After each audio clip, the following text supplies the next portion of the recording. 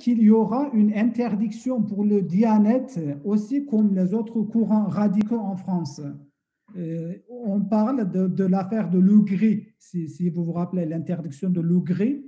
Je ne suis pas sûr si c'est directement lié au parti politique de MHP, mais est-ce que vous pensez que ça peut être pareil pour le Diyanet si... Ah, c'est une question très, très, très, très délicate. Ouais. Normalement, il le faut. Normalement, il le faut. Pourquoi?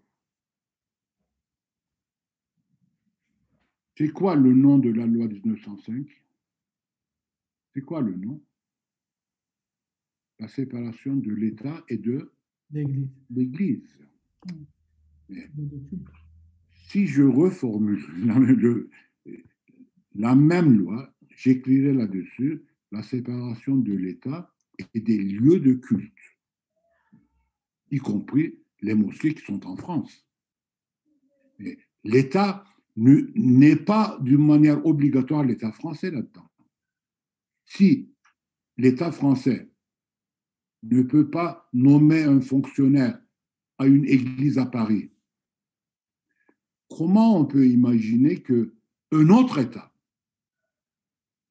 la Turquie, nomme un imam à une mosquée en France? Ça me paraît un peu bizarre, ça. Cette loi 1905 empêche, d'une manière très catégorique, la nomination par l'État d'un prêtre à une église. Donc, la même chose doit se faire pour tous les lieux de culte sur le territoire français. Mais pas uniquement pour l'État français, pour d'autres États aussi. Quel est le privilège d'un autre État par rapport à l'État français sur le territoire français? Donc, la Diyanet doit reculer d'ici, c'est sûr. La Diyanet doit reculer d'ici. Donc, les croyants, les musulmans du quartier, ici, la société civile est très à la mode, donc ils peuvent trouver quelqu'un, ils peuvent collecter des fonds, et trouver un imam civil qui ne relève pas de l'État turc. Et ils peuvent fonctionner d'une manière formidable comme ça.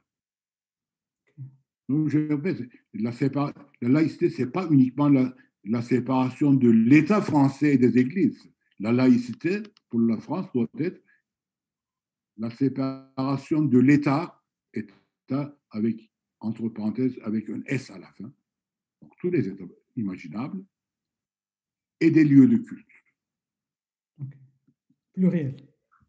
Pluriel, oui, y compris les mosquées, les synagogues, tout.